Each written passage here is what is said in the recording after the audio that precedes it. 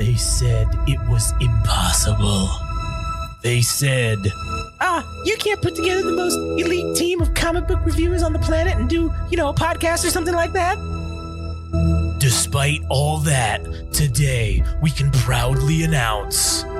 Yeah, they were right. We couldn't do it. So instead, we brought you the most vile, ignorant, unprofessional group of comic book enthusiasts we could find. This is Panel to Panel, the Game Rage Magazine comic podcast.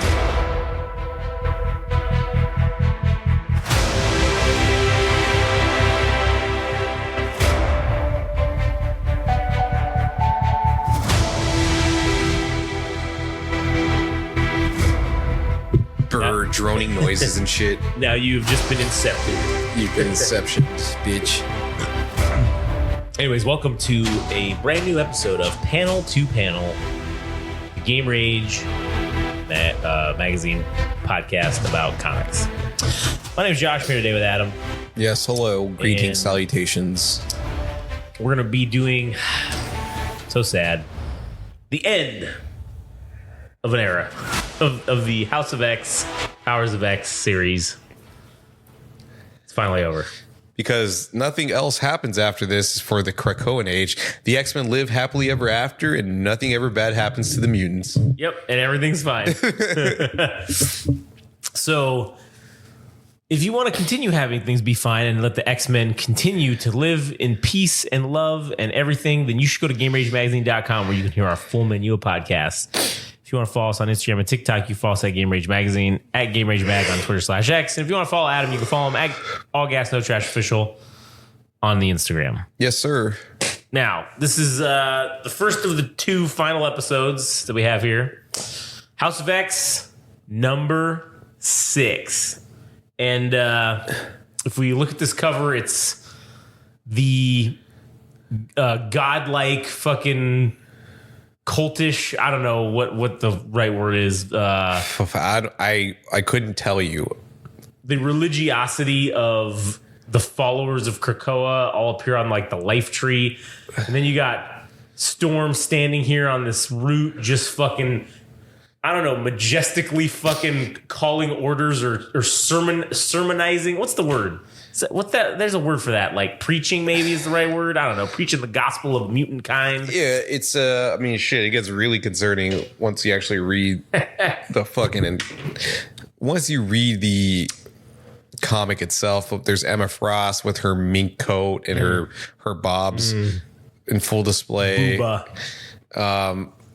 Interesting choice of position with like accentuating her female figure as she's got her left hand placed on her her hip. That is interesting. Kind of It's like it's highlighting her female figure, obviously. Yeah, interesting choice by the artist.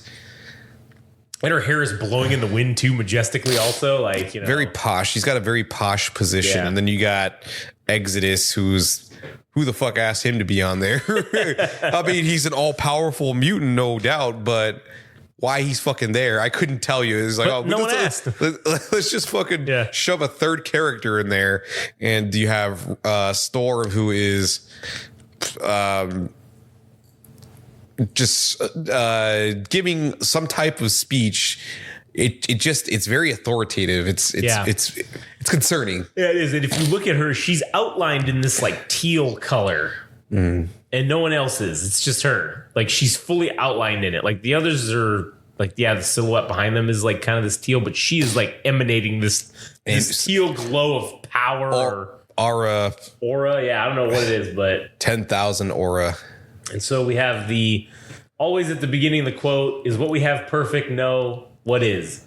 But it's a start and a good one from old boy Professor X. Yes, referring to the beginning of the nation of Krakoa. Yeah. And so here we are into Krakoa 1 month ago. And basically it's it says it's Moira's no space, but this is like, it's not Like, it's not within space and time or something, right? Like, it's like a bubble. I don't know what the fuck it is, because this is something that was already visited in past issues, that once things unfold pretty much in any timeline, there's like this reserved space called the no space. And I don't even know what it contains most of the time, because when we saw in one of the, I think it was like issue 1 or 2 of Powers of X, it's like, it's not a floating island, but there was obviously Krakoan greenery, and Wolverine and Magneto and whoever else, Zorn was still alive. It was like this nebulous space where there was some type of landmass. But now we're seeing this shit, and there's water. And, yeah. Well, I don't know the fuck what's going on. This is some sketchy business. Yeah. And so the Professor and Magneto and Moira are there all in this like fucking little bubble, whatever. And the Professor basically just says like, all right, guys, like this, we're jumping into the blind here, and fuck, there's no going back. Like, this is it. We're fucking doing this. We don't know what's going to happen. We're fingers crossed. Like, hopefully everything goes fine.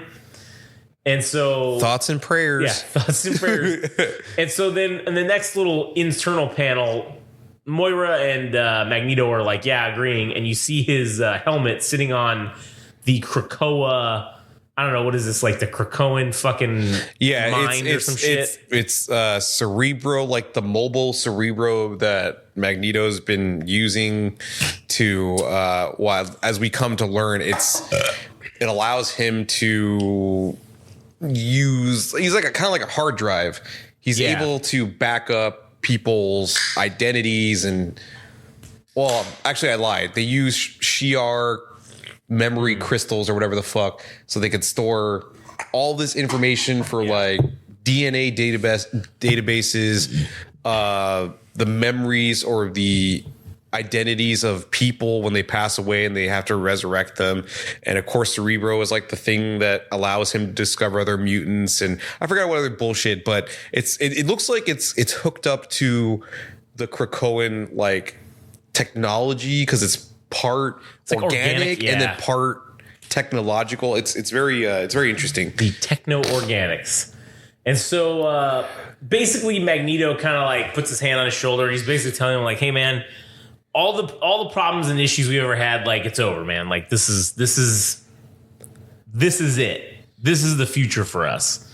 And we're cool guys, all right? Even though we have separate ideas and ideologies, like, we're good, man. Yeah, this shit gets to me, dude. Reading this shit again, and like Magneto, and when Xavier and Magneto are on the same page, and he's like, man, all the shit that we've been through, 60 years or fuck, I forgot when the X-Men started, but all the years that they have been opposed to one another or been on the same page, like, that all gets squared away so that they can work on a future that will supposedly help all mutants. And then Magneto, Xavier, very prophet-like, dons his fucking the helmet, the helm of Cerebro, and now he's basically just sending out a message to all the humans on Earth, and he's just saying who he is, and he's bringing a message of hope. And he's talking about how you're going to find out about all these pharmaceutical advancements that have been made, all these things that can extend your life.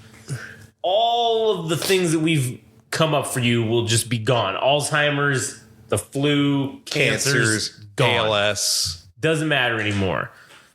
This is going to make this shit better for everyone. And this was discussed previously that... Well, that's what triggered the Orcus Protocol, was mutants would eventually surpass the human population. Well, even Magneto said it in issue 1, I think, when he was talking to the UN Council. Yeah. Or some of the UN ambassadors. He's like, you motherfuckers are on a limited... Your time is running out. And even though they're giving them a peace offering, this is a fucking non-negotiable thing. The future is coming, and the future is mutant. Right. And basically he says that in the back in the day, this would have just been given to you as a gift because I believed in us. But you guys have proven that basically you're all a bunch of assholes. And all we ever wanted was for us to just have peace and everyone could be peace, love, and happiness and all this stuff. And as he's saying this, we get the old boy Avengers. We see Iron Man, Captain America, Black Panther in one of those fucking little Avenger jets or whatever. And they're all like, the fuck is going on here? And he basically just says, hey, you humans killed everybody. And then the next panel, we have the Fantastic Four hearing this message as well. So there's no gift. You didn't earn it. We'll let you buy it, though, you fucking sons of bitches. And so two things we will give you, or two things you will give us. We will give you this. You have a better life, no pain and suffering, and it's going to be just so cheap. The first thing is you have to make Krakoa a nation state. That's it. All the mutants get to come here. No questions asked. We'll go through all the bullshit processes, but our sovereignty is legit. That's number one. Number two, all mutants, no matter where they're born, can claim the Krakoan citizenship, obviously if they want it. And he talks about amnesty and, any criminals who are mutants, they need to come to be judged by mutants, basically, and not mutant law. Not have to have man's biases judge them, essentially. Right. So then he just goes on to say that these are simple, they're non-negotiable, and we'll make you make our lives better, we'll make your lives better with this shit. Yeah, this next page is just highlighting some of the people from the Orcus Protocol, including the half human, half side. Well, I guess a cyborg, Karima, who we've seen in the past. Some of the people from some of the other people from the Orcus organization, I guess, and yeah, what else? And then basically, he's just saying like, hey, if you want to think, if you're saying to yourself, who do these fuckboys think they are? These mutants dictate us to what we can and can't do. He says, we're the future, evolutionary inevitability, the true inheritors of the earth, right? That's Magneto. Yeah. And this is Moira. But saying, still referring to this is the it's just showing them the monologue being heard by Xavier giving this monologue that's being heard by everybody. Right. And when he's saying this thing kind of back to like the beginning of the series, which was, that while you slept, the world changed. Like last night you went to bed thinking everything was fine. But while you slept, everything, that dream you had was all a lie. And everything's changed. Here's the new truth. Yeah, which is true because in the course of I don't know how much time it took for them to come up with this plan that Moira, I mean, yes, it took place over many lifetimes for them to get to this plan.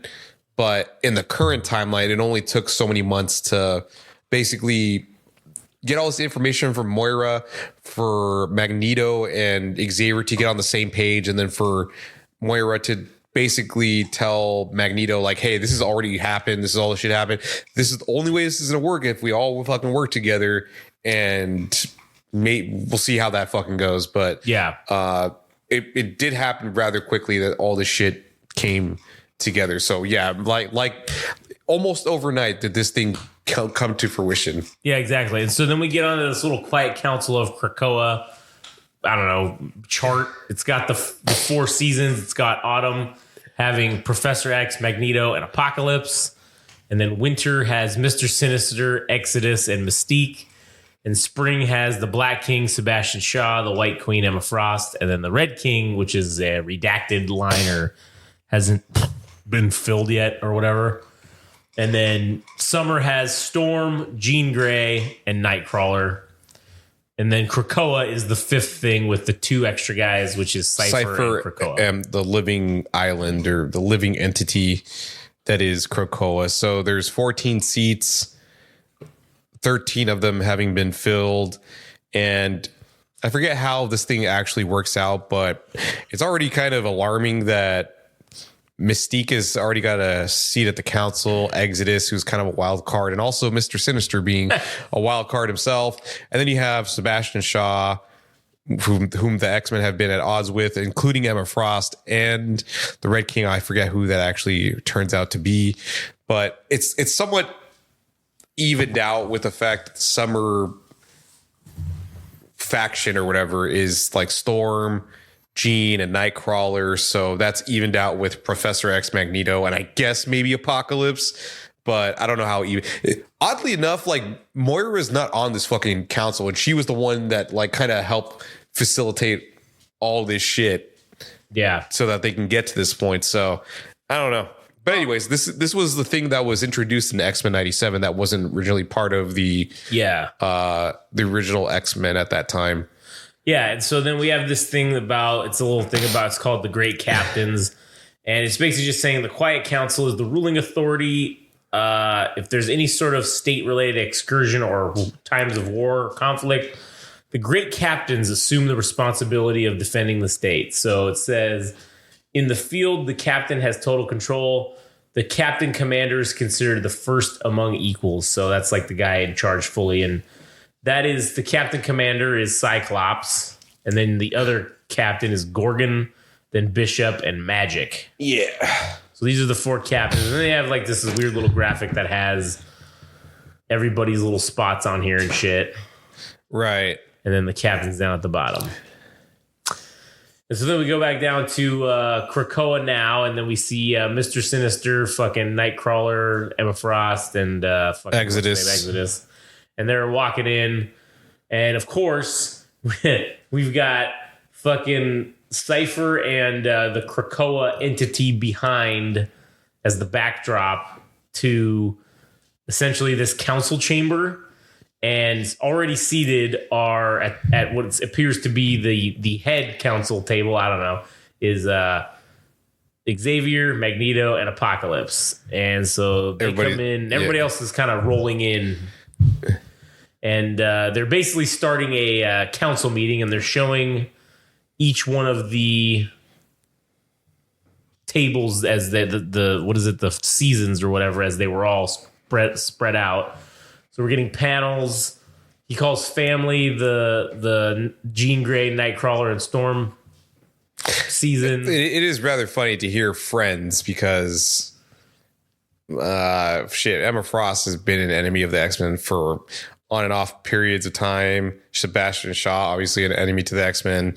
And then of course Mr. Sinister, Mystique playing the in-between, something of a traitor. Then you got Exodus, and who gives a fuck about him? No offense.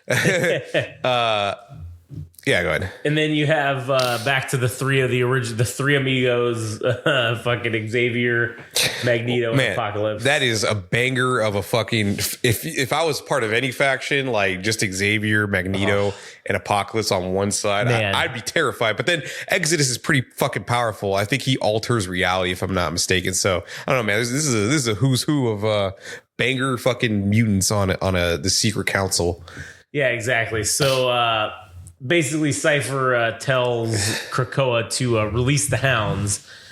And so Nightcrawler makes a very astute observation that their first order of business is the oldest business that exists on Earth, judgment. Yeah, so it is revealed that they were able to retain Sabretooth so that he can be judged under Krakoan law, which is something we just discussed a couple pages ago, that mutants will not be judged by human law. So now we get our first exhibition of how this law will be practiced. Yeah, and Sabretooth is pissed.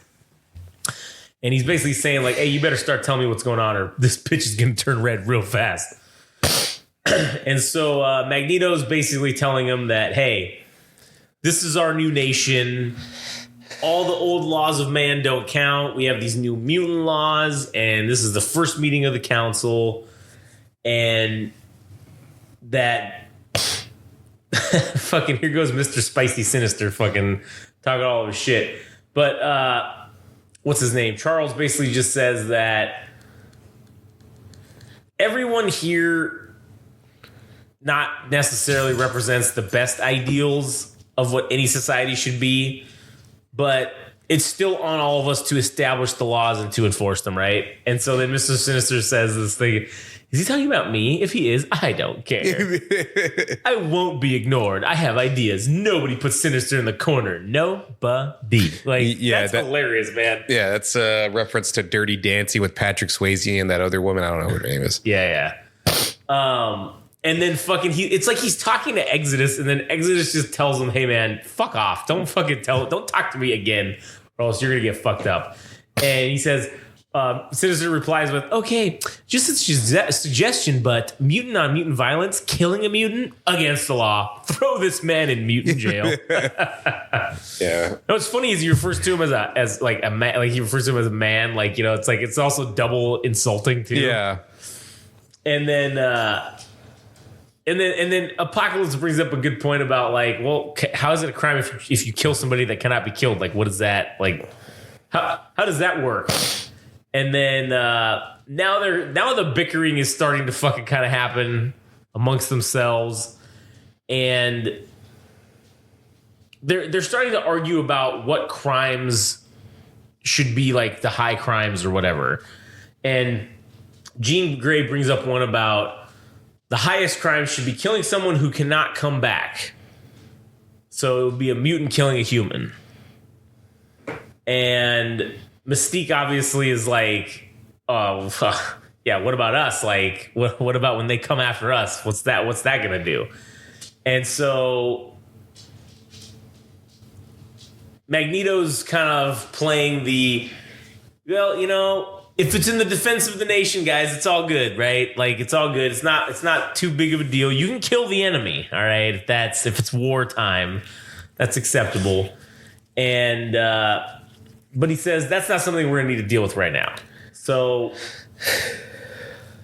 we need to. So the Charles butts in and says about something like, "Hey, we need to have this. I'm not seeing any faults in this, but does anyone have any arguments?" And Apocalypse says, basically, I don't give a shit. Like, I don't care. Do whatever the hell you want. And he just says basically that they're all in agreement. It's a law of Krakoa that no mutant may take a human life. And Sabretooth is like, oh, I get it now. You're going to make an example out of me, you son of a bitch. Like, oh, this wasn't illegal when I did it, technically, so get fucked. Like, how are you going to fucking make me an example of this? Yeah, he's also, I mean, compared to his other panel, he's starting to look more feral. Yeah, oh yeah, definitely, yeah. And so Emma Frost tells him to shut up and uses her psychic abilities. Yeah, and so now he's like, he's like frothing at the mouth, like he's. And then Jean Grey jumps in, and then he just goes completely fucking drooly. Oh. And so Sinister chimes in with some more fucking spiciness, and he's. I have to say, it's the drool that really brings the whole outfit together. This is fun. What's next? Somebody shock me. Oh man, what a prick, dude. Yeah, what a fucking real prick, man. And now, of course, Sebastian Shaw's talking about property rights, wealth, currency, a few things that man clearly got right. And so then Cypher jumps in and says, hey, Krakoa is like living. It's not a place. Yeah. He's people, man. Like, you can't be like talking about property rights for a thing that's alive. Yeah. And so Storm chimes in about the idea of home coming with possession, and that if you want to own a place, it's got to be out there in the regular world. So Emma Frost, or assuming that the concept of owning property is a human thing. Yeah, and that mutants all are going to live as a collective communism or whatever. Yeah, collectivism. So now, of course, Emma Frost brings up that there are much broader economic things to discuss, but we're not going to get into that today. There's many complications with those. And then Exodus is talking about how it's this. Oh, well, this is raising a good point. It's Eden. This is Eden. It's life giving, nurturing. You know, it lives, and you know, it's sacrosanct. This is it. And it's honorable to be had in lifting this up higher, right? Yeah, they're trying to determine what kind of nation state they're going to be, what their society is going to be, and it's becoming apparent that they're doing this shit on the fly because they don't have everything worked out. And the first test of this is like how they're going to remedy this dilemma with Sabretooth, who ended up killing a number of people to get the secret information or the secret file in order for them to that they needed. Like, fuck, man. Yeah. He was just being, like Magneto said, that was technically that was like wartime. Yeah. So I don't get them I don't get them screwing with this, man. This doesn't make any sense. Yeah. And I don't necessarily like that. I think this is flawed logic. Yeah, Maybe that's the point of it, is to show founding anything, a country, a nation, whatever. There's going to be, if you have all the power,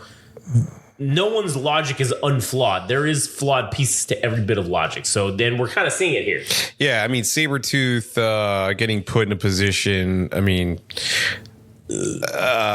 fuck, they got what they need. The ends justified the means, so why are they going to hold him up on things he did in the past in order for them to get here? It's like, I feel like all he should really get is a fucking slap on the wrist. Yeah. That's what should happen. Even though he killed people. Right, yeah.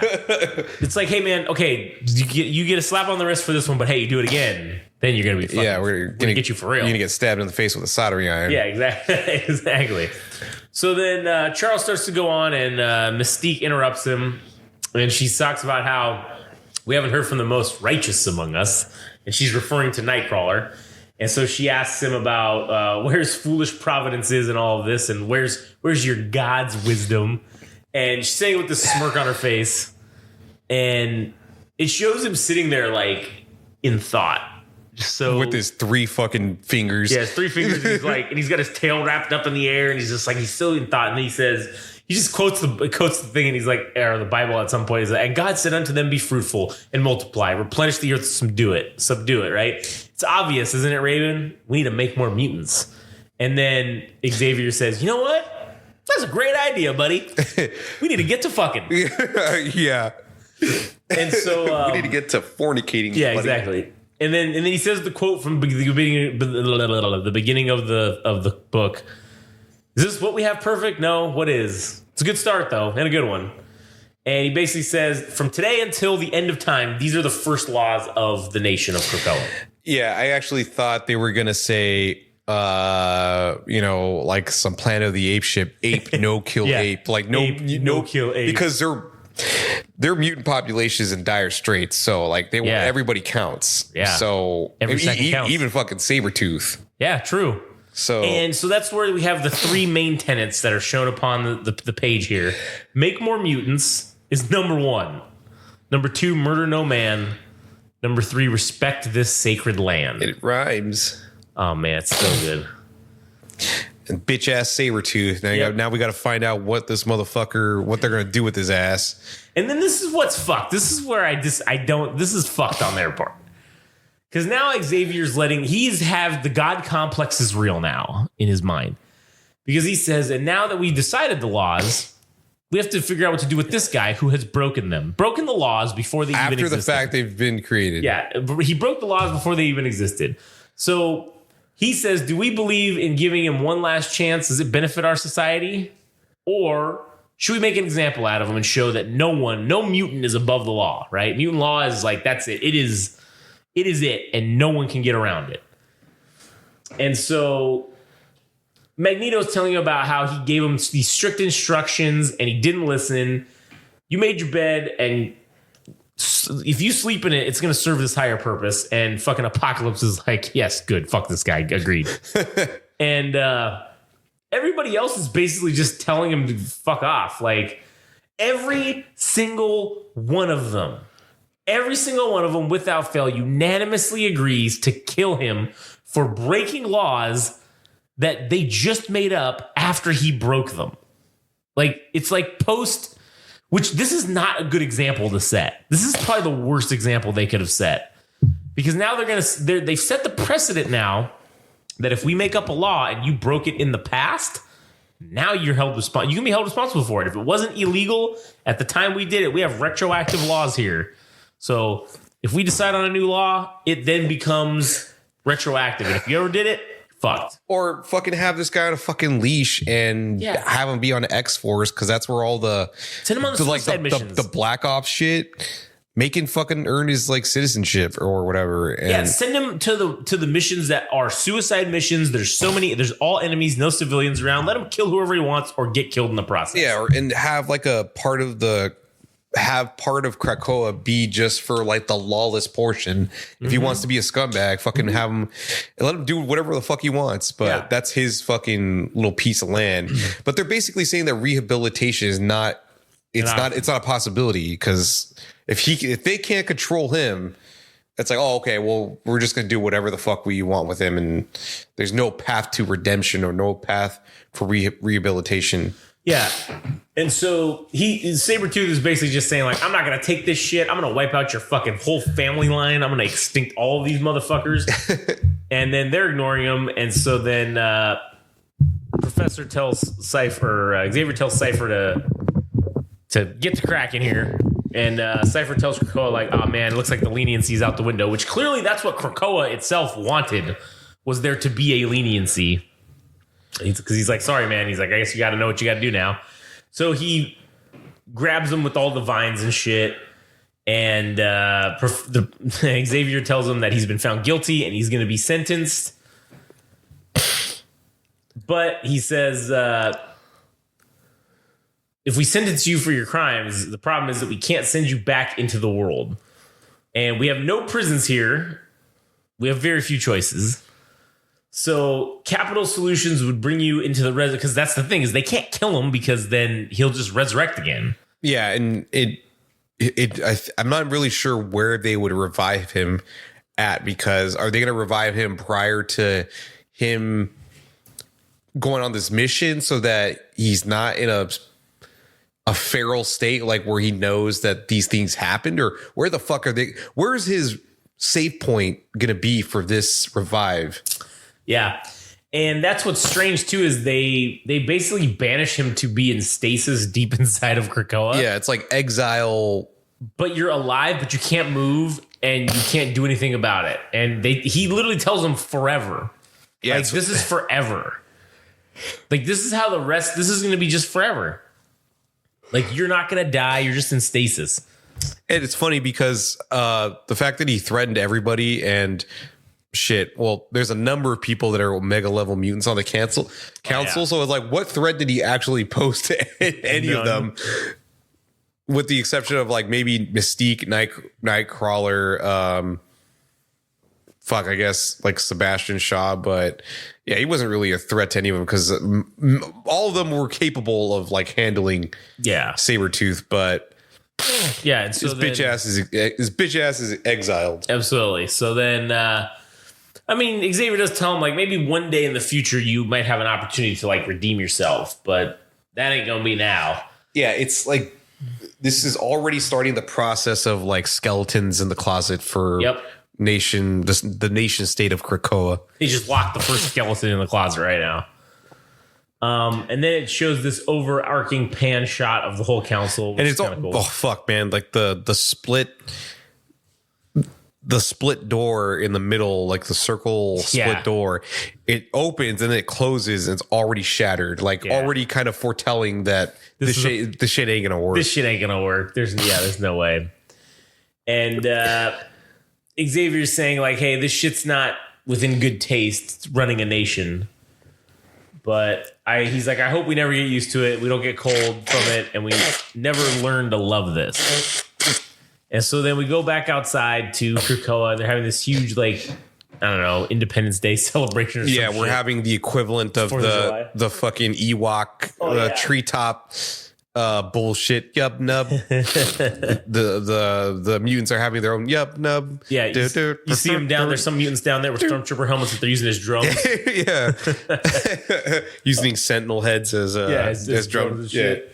And basically they're talking about how it's this line that says like when a parent has a child, they never get a good night's sleep again. And that's what they're talking about essentially to them. Krakoa is the child. This nation is their child and they're never going to sleep well. And so he's saying that he's had millions of children and hasn't slept and they'll never sleep again, basically. And it's just showing. It's all these mutants that are exhibiting their power. Yeah, and there's Banshee. I think there's two Banshees. There's like the female Banshee and there's the original Banshee within like one of the panels. But everybody's doing different shit.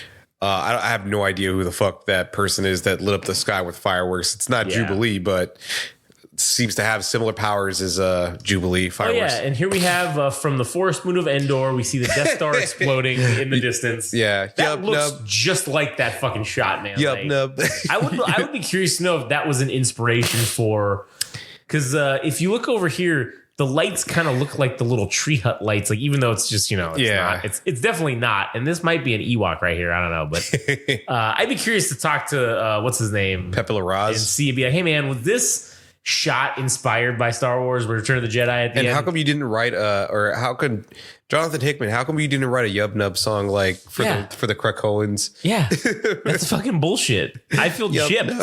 Yub Nub. I don't know the whole lyrics for that song. I don't think anyone does, but ding, ding, ding, ding, ding. Oh man, so good. Episode 6. I'm telling you too, though, this is episode 6 for it's literally the Return of the Jedi of the goddamn fucking show. Yeah. Of this one of the series. I do have to say, just as a side note on Star Wars, the fucking theme song at the end, the song at the end of episode 1, that celebration song, that's the best song. And then it goes into the Star Wars main theme, man, at the end when the credits come on. Oh, dude, that is the best fucking theme song ever. Oh man, that's the best celebration song. Like when we accept our award for worst fucking most unoriginal name for the Game Rage Movies and TV podcast, that's going to be us holding up this orb of the award, and then it's going to be playing that song at the end and then go straight into Star Wars music. Yeah. Because we will also win it for the Game Rage Star Wars podcast, because that's also fucking the worst name ever. Good fucking Lord. Yeah. Anyways, so... so we got fucking... It's just party time, man. Angel, fucking Iceman, and Beast getting hammered. On Krakoan... I don't know, fucking Jim Beam or fucking Maker's Mark. Who the fuck knows what to drink? And of course, Iceman is using his awesome abilities of making the drinks cold. Yeah. That's fucking sweet as shit. Oh my God. Imagine being Iceman and being able to invited to every party. Every party, dude. He's invited to the cookout. Yeah. Oh yeah. And so now they're talking about, as they're partying. Oh, look, the storyteller Exodus he's like Christopher Walken reading to children. I told you to scooch closer again, children. And as they're doing this, it's basically, I think it's just Xavier saying that, hey, we're giving them all this. It's a home. It's a nation. Yeah, man. The fact that Cyclops and Wolverine are buddying up and he's got these beers and go up. What is that page? He's walking. Who the fuck is he walking up to? This, I don't know. Is he giving it to Emma? I don't fucking know. We'll see. I don't know who the fuck this is. But he's saying someday in the future this is a gift to the world. So he believes in what they're doing. And look, everybody's fucking... Oh, man. Man. So I think this was actually asked in one of... I don't know if it was on like a comic book website, but this specific set of panels where Scott is giving a beer to Jean, and then fucking Jean is like giving a peace offering of beer, and then he's because Emma Frost and Scott Summers had a thing, and so does Jean. So it's been noted that this is supposed to be a polyamorous.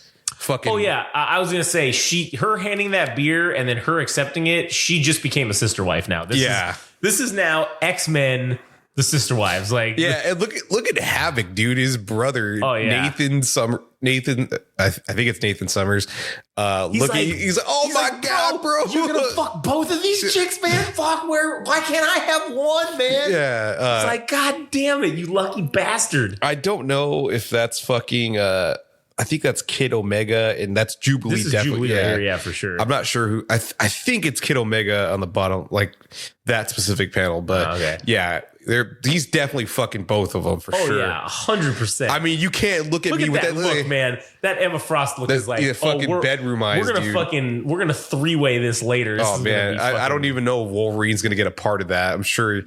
Hey, well, they should just let him in, all right? Yeah, Wolverine has the worst luck. Just let him get some ass, all right? I'm also proud. I'm very happy of the fact that he is a manlet and he's depicted as such because Hugh Jackman Wolverine being 6 foot whatever and handsome. What the fuck is that all about? That's not real. That ain't real. All right, that's bullshit. Yeah, Short Kings forever. Short Kings forever, absolutely. Dude, we should make a podcast called the Short Kings Cast and just talk about how we're short. Yeah. So. And then here's Apocalypse by himself going like, oh, this is fucking terrible. This is misguided. This shit's going to end. Like, you can just see the look on his face. Like, this is going to end poorly. Or, I don't know. I think he's just pensive about everything that's going to happen or what's. Oh, man. This is my favorite panel out of the whole fucking series, man. Oh, yeah. Been fucking so good, Magneto and Charles Xavier side by side after all the bullshit they've been through. You can go ahead and read the line because this shit is great. I mean, It's a simple line, but Magneto says, "Just look at what we have made." Oh and man, this right here, this pose, this is their crossing the Delaware fucking moment right here. Yeah, this is Washington crossing the Delaware. Fucking on the boat, carrying the flag, carrying the flag. This is what that is. That's the symbol of their freedom, right?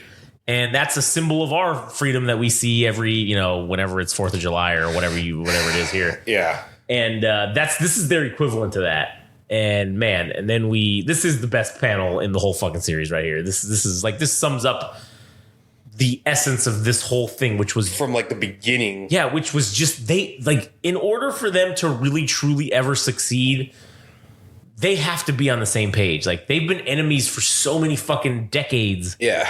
But they got to be on the same, and now they're here on the same page, and look what they've made together instead of being against each other. And then we get down into some more fucking mappage with Krakoa in the Atlantic version of it. And it shows a couple of the little islands and, saying like, how big they are and shit. And then there are 2 locations. There's the Pacific Krakoa and then the Atlantic Krakoa. And now they have these little fucking, we're not going to go over all this shit, but it's just like these little locations of where everything's at on Krakoa in the Pacific. Yeah, that's not even the half of it. Yeah, because they plant seeds on Mars. They plant it on the moon. They plant seeds fucking everywhere. They spread their seeds, son. Shit. There'd be skeet, and seeds all over the place. Man, Cyclops is about to plant his seed fucking literally everywhere, dude. He's about to have it in all the fucking sister wives, right? They're all be pregnant at the same time. Man, he's gonna do so much fucking, man. He's gonna be dehydrated and dude, he's gonna need disseminated. Yeah, he's gonna need some fucking coconut water and some fucking what do you call it? Some nitric oxide to fucking get his dick hard again. Like, oh my god, fuck Cyclops. I'm sure Wolverine is like already finding a nice place to fucking go jerk off. No, to fucking plant a noose like on a tree branch because he's like, dude, he's getting so much ass. Listen, I imagine that Wolverine is gonna get some ass out of this. All right, there's so many people there. That's a party. Wolverine's getting fucked. All right. Yeah. Oh my god. And then we have the final line from Magneto. Just look at what we have made, and that's yes. Oh my god, that is the end of this fucking such a beautiful episode. Such a great way to end House of X, dude. Like, oh man, after all the bullshit of trying to destroying a giant ass mother mold head, so that and then they get revived. And then now they get to throw this fucking massive party where everybody's gonna fuck. Oh yeah, fucking especially Cyclops. I mean, fucking orgy. I mean, he's basically gonna have a harem. Oh my god, dude! What a probably piece of banging shit, the man. two hottest chicks Yeah, in the in the mutant universe, Yeah. Son of a bitch. Yeah. Son of a bitch. What a yeah. bastard. I'm pretty sure Wolverine's gonna hang himself, dude. Like that's what actually happened. That's my head That's canon. canon, yeah. Yeah, is that That's the head Wolverine was canon. hating himself at the end of the series. Like, man, he's getting so much, and then he's gonna get revived, and then he's gonna kill himself again. Yeah. So, what did you make of the end of the House of X, the penultimate issue for this? Yeah. These two series. When I originally read it, I was like, okay, cool. This is the good ending, and then like whatever Powers of X is going to be is the bad ending. Like that was my initial thoughts when I was like, oh, okay, cool. We got to see this nice, and I said, man, how fucked was that? They showed us the good shit, and then now probably in the next issue, I was thinking, I'm like, man, they're going to end this on a negative note. Like, man, that's a ballsy maneuver right there, especially because of how beloved the X-Men are. But guess what, bitch? You got your happy ending here. It's you had it. So fuck. But yeah, the House of X, great fucking series, man. Even though it's technically considered a miniseries or whatever, because technically it's one half. It's half of a series, but it's kind of its own insular thing. Man, so good. Mostly pertinent to the current timeline or current continuity, and Powers of X being the thing that allows you to jump in between all of the fucking timelines. But yeah, excellent fucking series. I mean, to end on that note with Magneto and Charles Xavier being like, man, after all the bullshit that we've been through for all the number of years that we've been at odds or even been allies at one point, here we stand with our own fucking nation and everybody here to thrive man. and progress on the nation state of Krakoa. And then, of course, the one person, the party pooper, or the one person that is not experiencing the joy and jubilation of this country being created, Sabretooth on the fucking outs. Yep. In stasis, exiled forever. Fucking A. That's fucked up. All right. Well, anyways, anything else to add for the... Nah, this was excellent. I mean, I'm sad that this is over, but I am excited because, well, you're going to go straight into the next episode of Powers of X. So we'll talk about what we're going to do next more on that episode, on the next episode with Powers of X. Okay. So, anyways, you got anything else to add for this one? No, man. Just it's a very bittersweet goodbye. Yeah, it is. So anyways, cool. All right. Well, if you guys enjoyed that, you can go enjoy all of our other stuff at GameRageMagazine.com. Follow us on Instagram and TikTok at Game Rage Magazine, at Game Rage Mag on Twitter/X. All Gas No Trash Official on Instagram if you want to follow Adam. And with that, we will call it a wrap, and we'll catch you guys on the next one.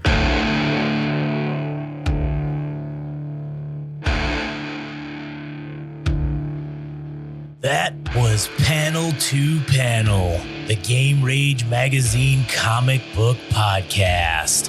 Thanks for listening. If you want to know more and follow along, go to Instagram and TikTok. Follow at Game Rage Magazine. If you want to follow on Twitter/X at Game Rage Mag. Tune in next time.